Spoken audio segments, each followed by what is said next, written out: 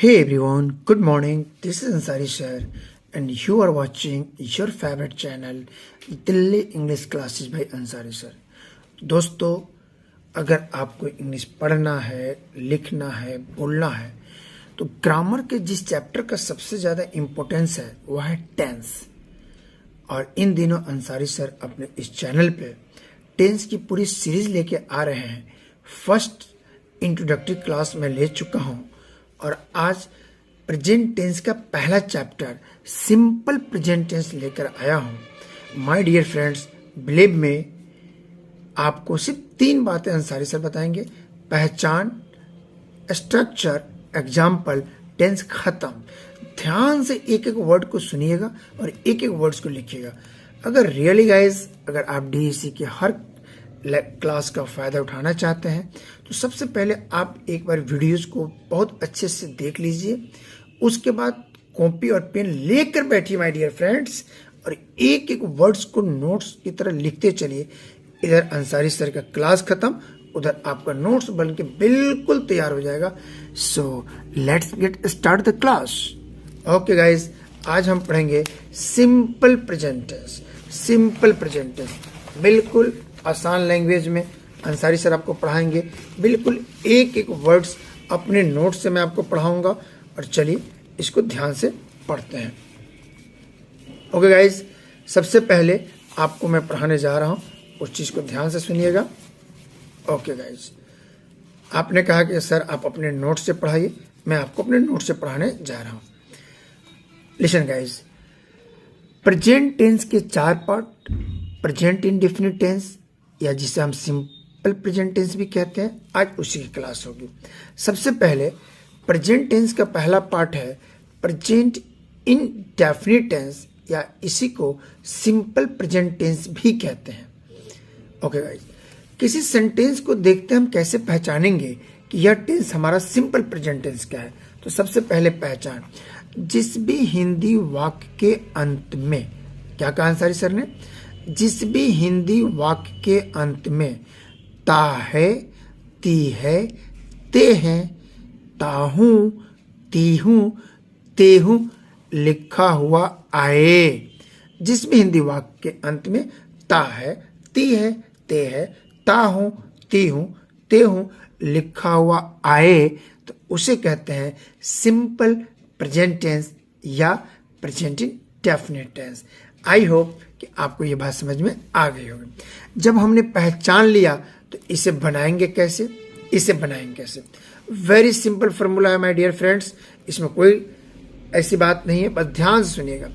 जब इसे हमें अफर्मेटिव बनाना, अफर्मेटिव उसे कहते हैं बेटा जिस सेंटेंस में, हिंदी वाक्य में क्या और नहीं नहीं आता हो, जिसमें सब्जेक्ट सीधे सीधे कोई इंफॉर्मेशन देता हो, सीधा सीधा कुछ कहता हो, उसे अफर्मेटिव सेंटेंस कहते हैं। और इसकी शुरुआत हमेशा किसी न किसी सब्जेक्ट से होती है। तो बनाने का नियम, अफर्मेटिव सबसे पहले सब्जेक्ट, सब्जेक्ट के बाद वर्ब का पहला फॉर्म V1, उसमें लगा देंगे S या ES या no S, no ES plus other word. Very good, don't take tension my dear friends, मैं अभी क्लियर करूंगा। S कब लगाएंगे, ES कब लगाएंगे, और नो S नो ES कब लगाएंगे। तो स्ट्रक्चर हो गया subject plus V1 plus S या ES। लुक गाइज, सबसे पहले हम देखते हैं कि हमको ES कहाँ नहीं लगाना है, हमें ES कब नहीं लगाना है। दोस्तों, जब हमारा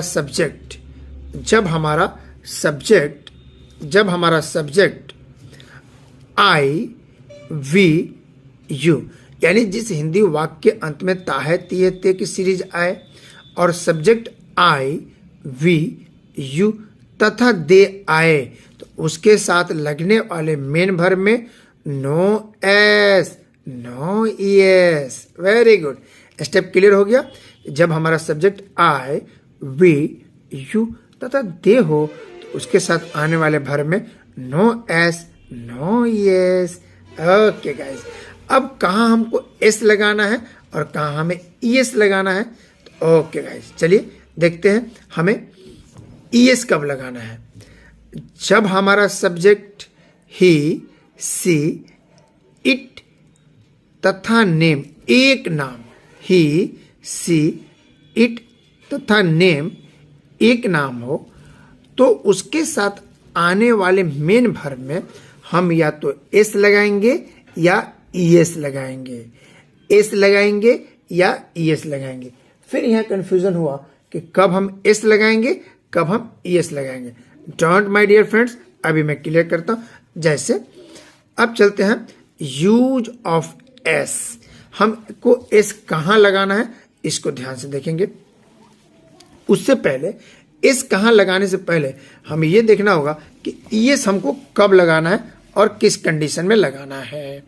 तो जब हमारा subject, look me my dear friends, जब हमारा सेंटेंस, जब हमारा सब्जेक्ट ही, सी, इट तथा सिंगल नेम, क्या बताया सर ने, जब हमारा सब्जेक्ट ही, सी, इट तथा एक नाम हो और उसमें आने वाला वर्ब, किसमें, उसमें आने वाला वर्ब का अंतिम अक्षर S, double S, S H, C H, X, O तथा जेड हो। क्या कहा सर ने, S, double S, S H, C H, X, O तथा जेड हो, तो उसमें लगा देंगे ईएस। जैसे हमने कहा, जैसे कहा वह जाता है, वह का अंग्रेजी ही, जाना का गो, अंतिम अक्षर ओ है, अंतिम अक्षर ओ है, ओ है, तो इसमें लगा देंगे ईएस, ही गोज। वह जाती है, she goes. Okay guys. Mohit जाता है, मोहित गोज। आई होप कि आपको ईएस का कंफ्यूजन खत्म हो गया होगा और यूज आप समझ लिए होंगे। ओके गाइज, नेक्स्ट इज कब हमें एस का यूज करना है, कब हमें एस का यूज करना है।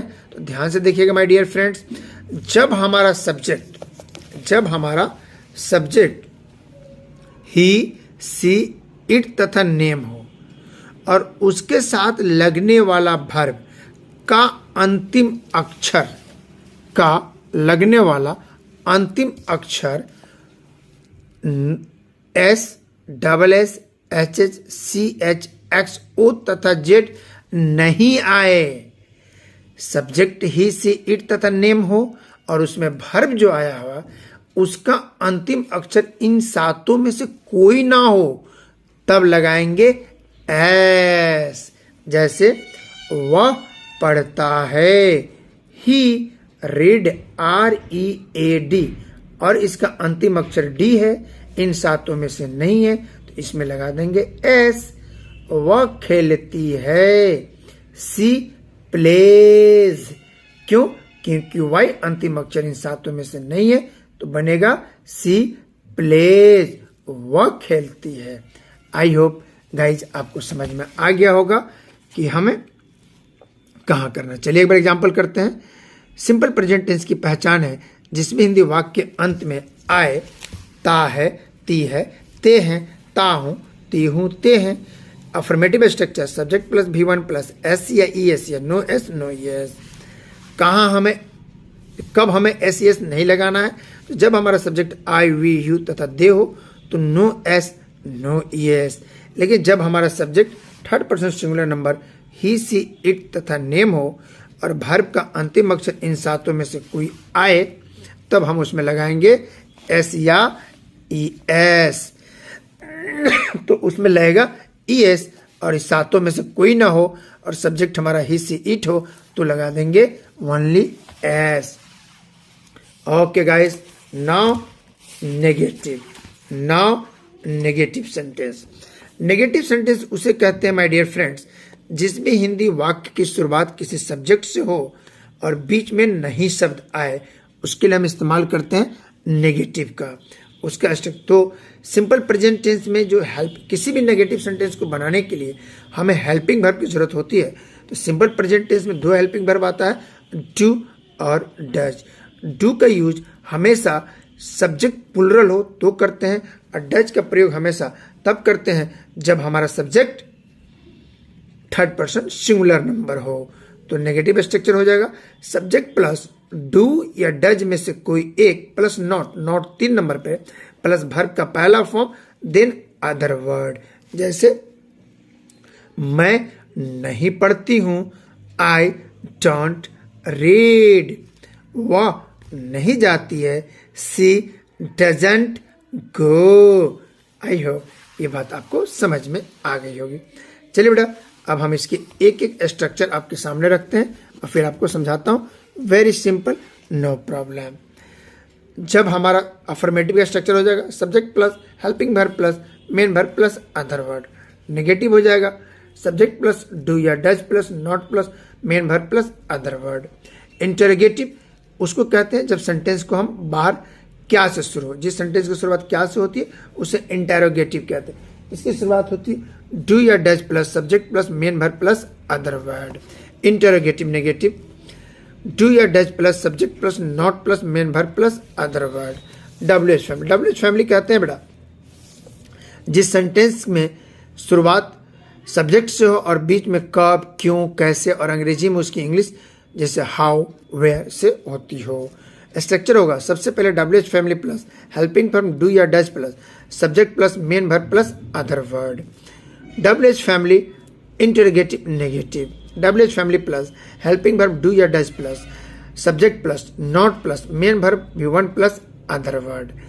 ओके गाइस, आई होप आज आपको अंसारी सर जो सिंपल प्रेजेंट टेंस पढ़ाए हैं ये पूरी बातें आपको समझ में आ गई होगी।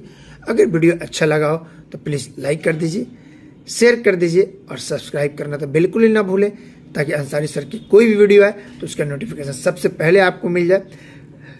नेक्स्ट क्लास में हम लेकर आते हैं अगला प्रेजेंट परफेक्ट टेंस या प्रेजेंट कंटिन्यूअस टेंस। बेटा चैनल के साथ बने रहिएगा, बहुत ईजी वे में टेंस आपको समझाएंगे सर और आपको बहुत आसानी से टेंस समझ में आ जाएगा। तब तक अपना बहुत बहुत ख्याल रखिए, मुस्कुराते रहिए, अंग्रेजी सीखते रहिए। Bye bye.